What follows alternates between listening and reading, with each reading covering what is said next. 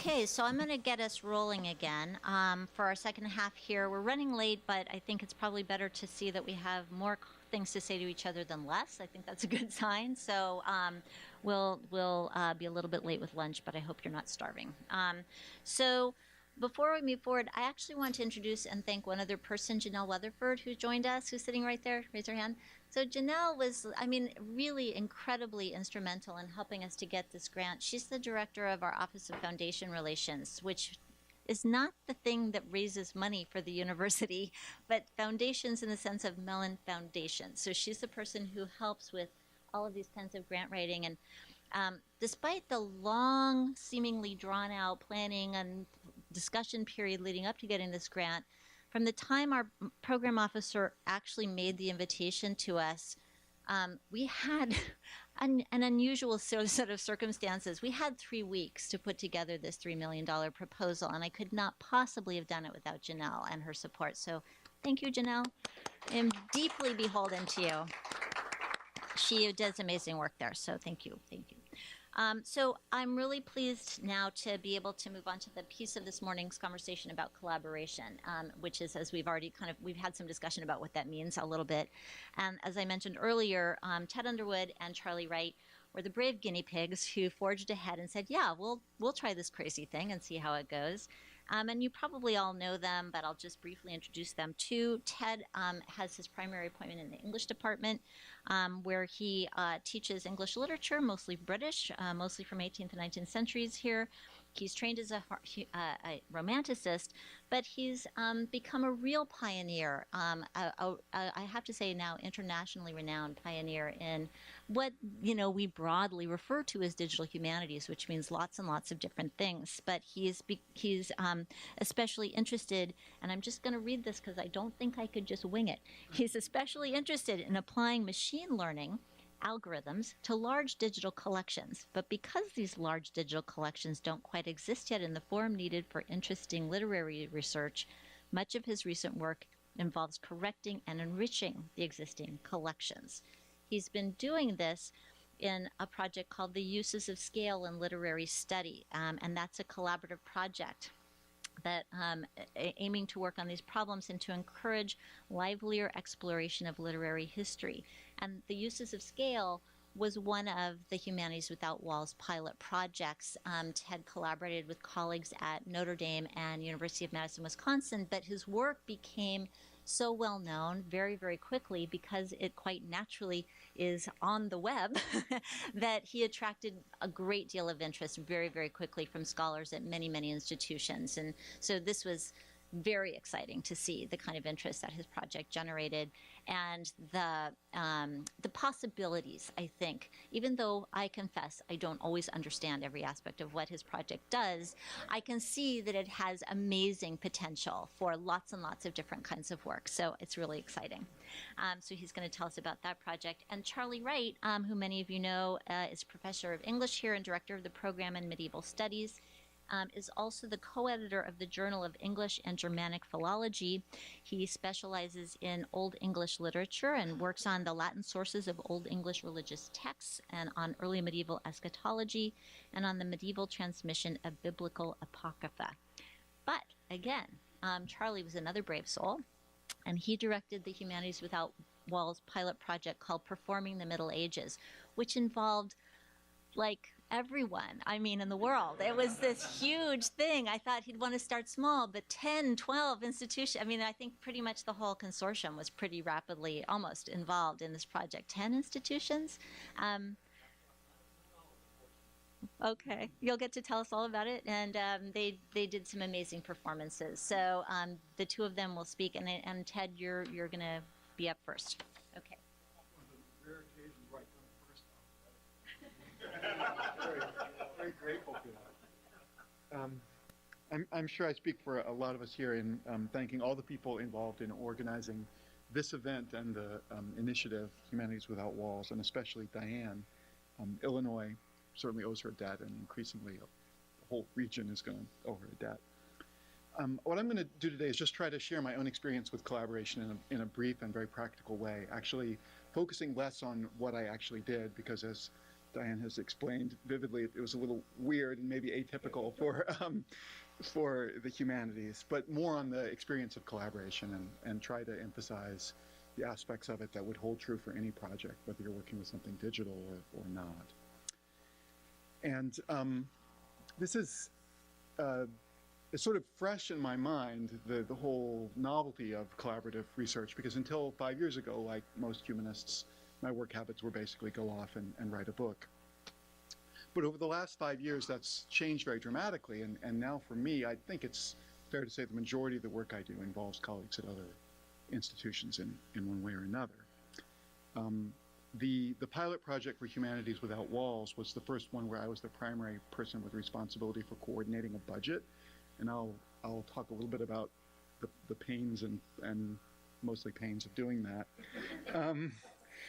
But if you include projects where I'm a collaborator instead of the PI, I've been part of 5 funded collaborative projects now, ranging from 1 university to 2 or 3 or 4, to now a project that is going to include 9 different universities.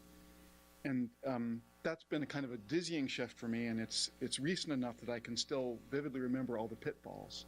And I'm going to focus a little bit more on the pitfalls than the pleasures today, because I think the pleasures are somewhat well publicized, and the pitfalls less so, but I'll talk about the pleasures too.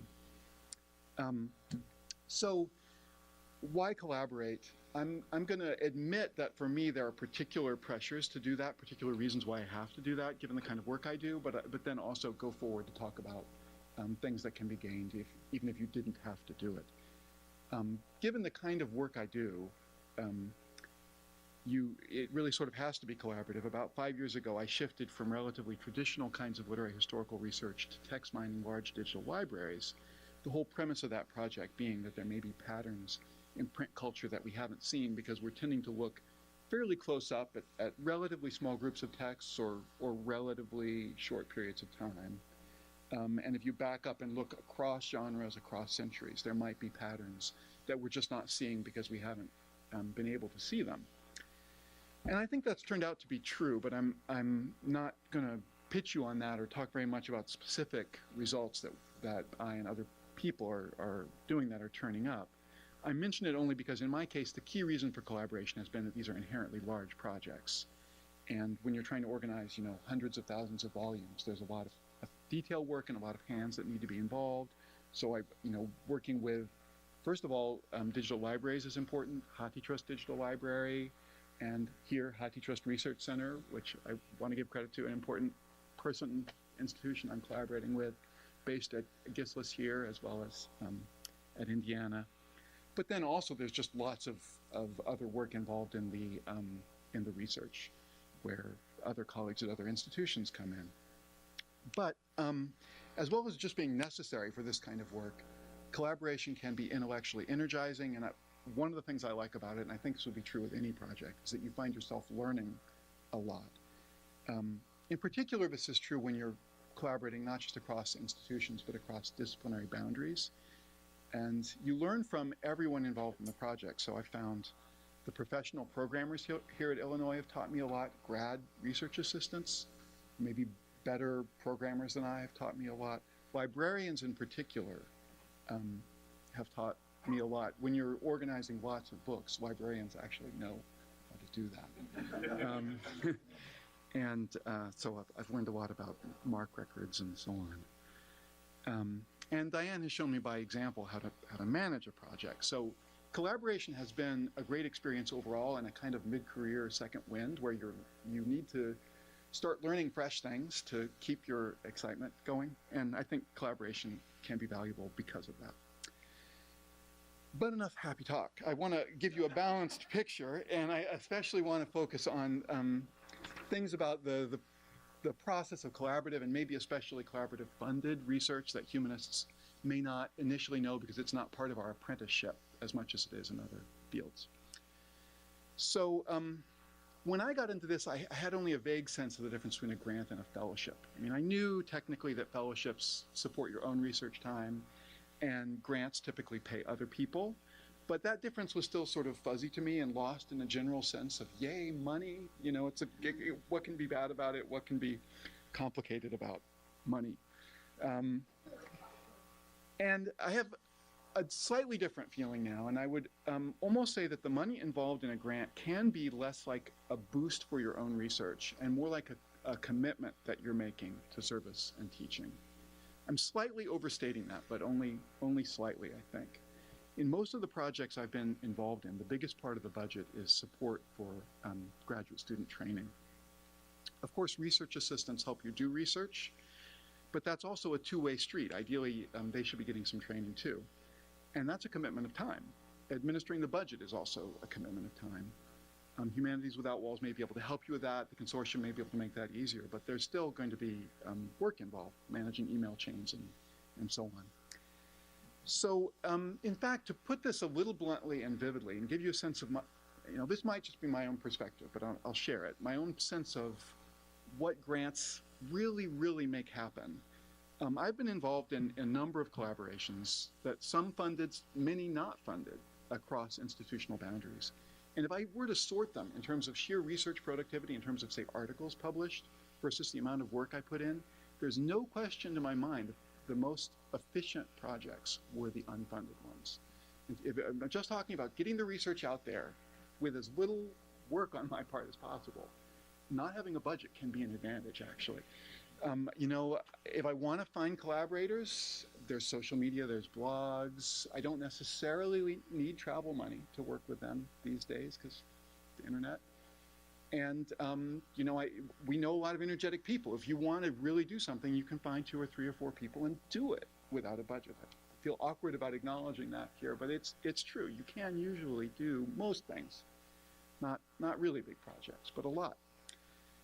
But I'm not saying that to say that funded projects don't matter or aren't important. On the contrary, I'm trying to highlight what I think they really do and how to think about the collaboration involved in them. Because we can do things, we can get together with 2 or 3 colleagues and do things because we're relying on an institutional infrastructure. There's a great library here. There are librarians who I can and do consult. There are grad students who do work for peanuts. So, relatively small budgets go a long way with grad RAs.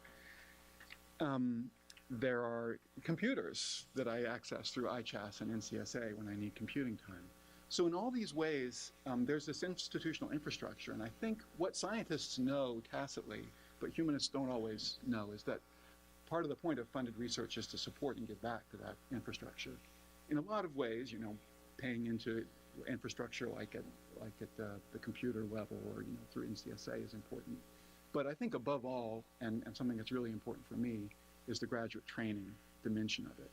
So you could think of a funded collaborative project often as a way of pursuing your research, but also contributing to graduate training in the process of doing that. And for me, that's particularly crucial because frankly, in the subfield that I'm in, there's not really any other way for grad students to do it. It's not really in the curriculum. And even if it were, they probably couldn't get a big text mining project going on their own, given the other constraints. So really sort of being part of a lab that's doing something like this is pretty much the only way for a humanities grad student to learn how to do text mining in the humanities. So I'm just sort of trying to acknowledge that there is a service or teaching dimension to when you get into a funded collaboration. Even if there's not, with federal money, there's indirect costs, there's institutional overhead explicitly being skimmed off, and that might be almost more than enough social giving back, given the depth of the cut the university takes there. But even with cases like Mellon money, where that's not explicit, there's often a collective good being advanced by the funding. Concretely, okay, let me move. Actually, I'll skip that and abbreviate a little bit. One way to make sure that the balance of service work to research payoff remains favorable for you is to make sure that you're working with the right people. So I'm going to focus on that dimension of collaboration a little bit. People who are going to make your life easy. This is tricky because most grant programs are designed to incentivize particular collaborations. A lot of the really big programs require international collaboration, so you might find yourself looking for someone to work with in Canada or the UK. In the case of this consortium, there's a particular group of institutions that's involved. And all of that is good as long as you already know your collaborators pretty well. The real disasters I've seen, and I've seen a couple in different projects, were cases where the team was shaped so much by external constraints that the people involved didn't all know each other that well to begin with. And there's a lot of things that can go wrong when you start out that way. In an ideal world, I think it might almost be better if all projects started as unfunded collaborations, so that the cart of funding didn't determine the horses involved, if I can sort of mangle that metaphor. You put the horses before the cart. But if you know people and you've got a project and it fits the contours of the funding opportunity, then that's what you really want to run with. One more thing, I'm going to be relatively brief about this, and I realize I'm not talking very concretely about the details of how you actually work with people and how projects intersect. But that, in some ways, is going to be project dependent. And sometimes in digital humanities, you're actually building things together. In other cases, you may be designing an event. So I'm going to be a little vague about that. Maybe it'll come out in discussion.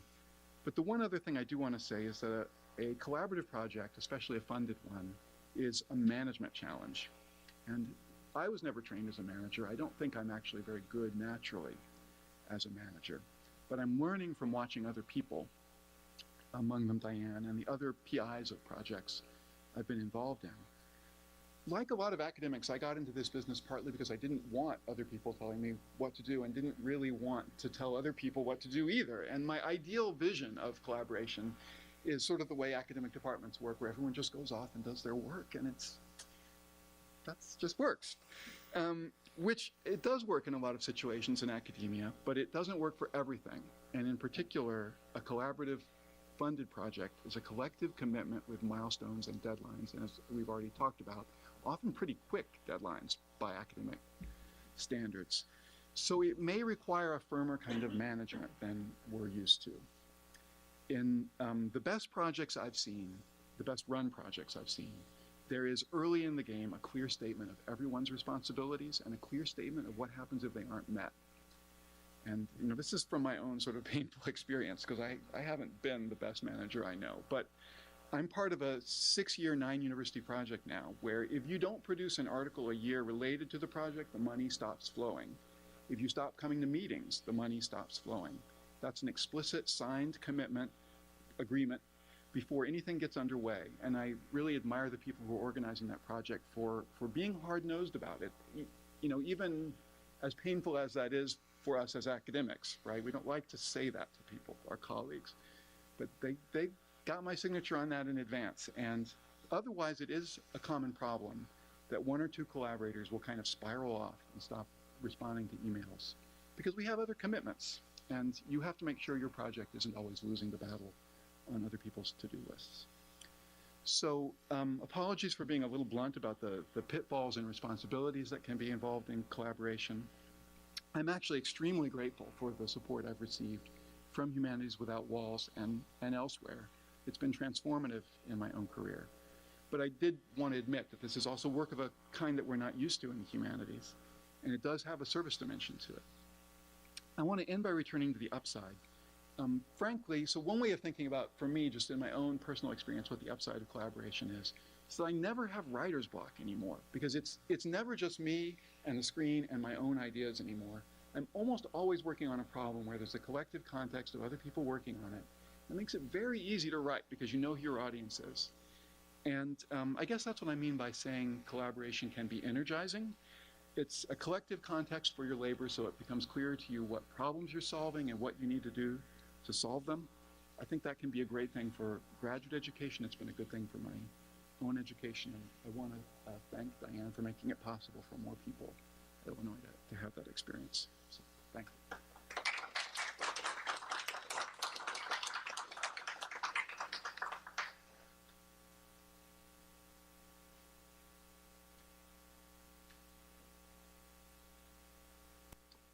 Well, I'd also like to start by thanking Diane for undertaking the initiative that has led to this amazing Humanities Without Walls consortium, and also for giving us the opportunity, Medieval Studies, to do a pilot project. And I would also, in that connection, like to thank Janelle again who was amazingly helpful, putting together our budget. And I didn't actually have to worry too much about that, thankfully, because I'm not good with budgets at all. So our pilot project, Performing the Middle Ages, is the first extensive collaborative venture that I've ever undertaken. It's unusual for me not only because of its scale, but also because despite the fact that I'm directing it, it's not directly related to my own research. So you may wonder why I'm involved in it at all, much less as the nominal principal investigator.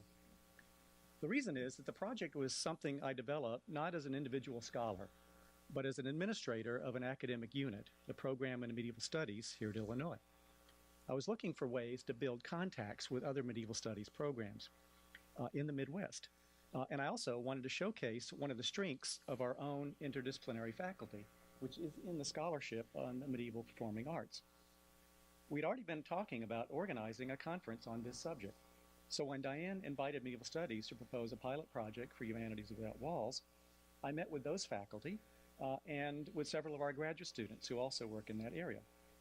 We came up with an initial concept for a series that would link live performances of medieval drama and music with scholarly study of both historical and contemporary performance practices. One very important dimension of this project is that it was intended from the start to be global in scope, encompassing arts from around the world during the era corresponding roughly to the European Middle Ages. Once we had a basic concept for our pilot project, the next step was to identify potential collaborators at other consortium institutions. My colleagues knew of some other Midwest medievalists who specialize in performance cultures, but we needed to find more collaborators with experience in other parts of the world than Europe, particularly East Asian and Middle Eastern arts, and to include more diverse performance genres.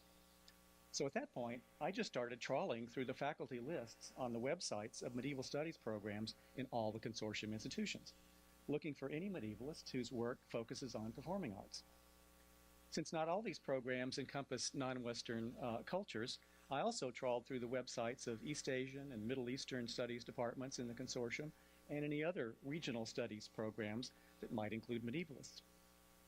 After identifying what additional prospective collaborators I could, I circulated the list to my colleagues with links to these scholars' faculty profile pages. We settled on 18 scholars to invite to join the project, and we then worked up a more formal but still very open-ended project proposal. Based on the specializations of the scholars we hoped would be involved, we decided to form 3 teams. One for medieval European drama, one for medieval European music, and one for East Asian and Middle Eastern performing arts. Despite the geographical imbalance in terms of personnel and teams, we still intended to have a geographical balance in terms of the performances that we would include in our series. When I issued the invitations to these 18 scholars to join our project, I was assuming that a significant percentage would turn us down due to other commitments, if for no other reason. As it turned out, all but 3 said yes. One of those who said no was one of the only 2 Middle East specialists that I had been able to identify, but he suggested another scholar that I had missed at another institution, and that person did say yes. So one of the things I've learned is that even if many humanists have not previously been involved in larger collaborative ventures, many are excited at the prospect of doing so, and naturally they're pleased to be invited to join a major project. The makeup of our teams did change somewhat over the course of the planning year. 2 people from other institutions ended up accepting positions at non-consortium universities. And as capacious as our consortium is, it is a closed shop, as Diane has mentioned, that can fund only consortium members. Unfortunately, one of those persons who left was one of our 2 Middle East specialists.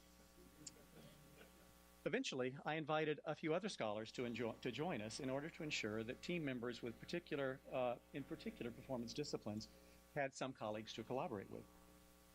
Added to the 11 faculty and graduate student members we already had from Illinois, we ended up with a bigger group than I had anticipated. That complicated the logistics, since our budget limited us to a certain number of visitors at each of our 2 planning meetings. We couldn't have all 3 teams attend both meetings, and it seemed better to have full rather than partial teams meet with each other. I also thought that having too many participants at one planning meeting might make it less efficient. So I decided to invite 2 teams per meeting, leaving 1 team out each time. I'm not certain that was the best way to do it, but it did actually work out quite well. Maybe in part because there was a different mix of people at each meeting. One of our 3 teams, the team for European drama, did attend both meetings, and there was a very specific reason for doubling them up. In addition to planning a longer-term performance series, we were expected to stage some performances during the planning year itself, and we needed to include them in our initial proposal for the grant. So these had to be settled on very quickly, well before we were in a position to assemble teams of outside scholars. In any case, performances obviously require a great deal of lead time to prepare, and we couldn't have waited until our October meeting to decide on them. I knew that 2 of our graduate students had already been thinking about staging a Middle English play called Mankind, and they were already part of our project, so I asked them to produce that for us. I also asked a graduate student in the theater department who specializes in medieval drama to produce a play for us, since he had staged 2 very successful ones over the course of the 2 previous years. The play he chose to stage was one he had written his MA thesis on, the play of Antichrist, which is better than it sounds. Both plays were scheduled to be performed the day before our second planning meeting the following April. So we asked the team of specialists in European drama to attend the first meeting to discuss the staging plans with our graduate student directors, and also to attend the second meeting, both to see the actual performances and to participate in a roundtable discussion of the productions afterwards. Both plays, by the way, were wonderful. They were staged in a completely different way.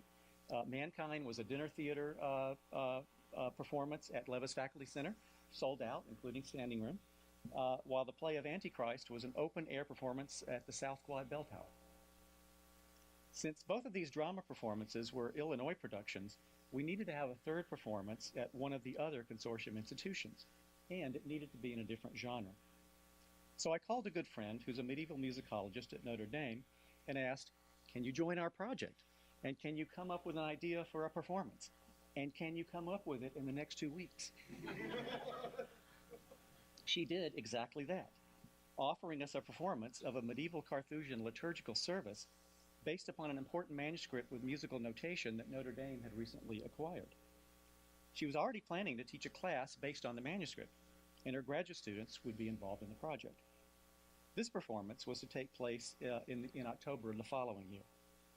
The team for medieval European music, for that reason, attended the second planning meeting in April, where the Notre Dame group discussed their plans and received feedback from the other musicologists.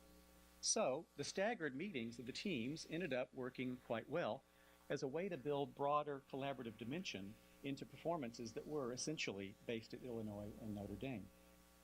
But this also limited the amount of time we had for planning our future larger scale performance series at both meetings. Our first meeting was basically a get acquainted and brainstorming session. This was a pretty large group, even with just 2 meetings, just 2 teams. I certainly didn't expect a detailed plan to emerge, and I didn't even want too many decisions to be made, since the musicologists weren't in attendance. What did emerge were some basic principles and goals, as well as various tentative ideas for particular works that might be performed, and possible themes that might link some of them. That seemed like very good initial progress, but it also put a lot of pressure on the second planning meeting to arrive at a concrete and coherent framework for our performance series. My hope was to make considerable progress in the interim by continuing discussions by email with all of our project members, and this is where things began to bog down a bit. I first asked one of my colleagues on each team to write up summaries of the ideas that had been floated at the planning meeting, and I posted these summaries to the group as a whole, along with some questions of my own for consideration. Then I waited for the lively email exchange that never really happened. Some people did reply to the initial posting, but there were not many replies to their messages, and no real back and forth developed, even after I tried prompting some with further messages and questions. I know I shouldn't have been so surprised by this. Years ago in the mid-90s, I was the moderator of a scholarly email discussion list about medieval literature. What tends to happen on these lists is that a small number of people will contribute fairly regularly, some others will only post rarely, and most people will just lurk. I understand, of course, that people are really busy and also inundated with email. But I was a little dismayed at how hard it was to generate and sustain email discussion among the members of a collaborative project. I'm sure there must be better ways to pursue collaborative discussions beyond the opportunities for face-to-face meetings, but I didn't know what they were, and no one else had proposed any alternatives to email. I do know about Skype, of course, and we did actually use that at the planning meetings for a few individuals who couldn't be there in person. But 30 seemed like too large a number for efficient virtual meetings, and I really didn't feel I had the time to organize them on top of the 2 planning meetings and all that was involved in both. So another thing I've learned is that I should have learned more about other ways, if there are any, to facilitate distance conversation among the members of a fairly large collaborative group. Email may work very well for smaller collaborative groups, but there seems to be a chilling effect when the email block gets to a certain size and involves more people who don't already know each other well. As our second planning meeting drew near, I tried one more time with a general summary of where we were and what I hoped we'd accomplish at the second meeting. Again, there were only scattered replies, so I was worried that there just wouldn't be enough time at our second planning meeting for us to settle on a plan. I turned out to be wrong about that too. If I'd overestimated what could be accomplished on email, I'd underestimated what could be accomplished in just a few hours of personal meeting, even one involving about 20 people, plus a couple more Skyping in.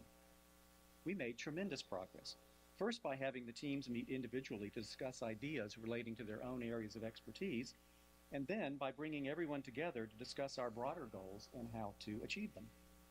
By the end of the meeting, we had all agreed on a set of thematic rubrics for our performances and on a tentative slate of specific performances we might stage under each rubric. A lot of choices still had to be made, and a lot of details still had to be worked out.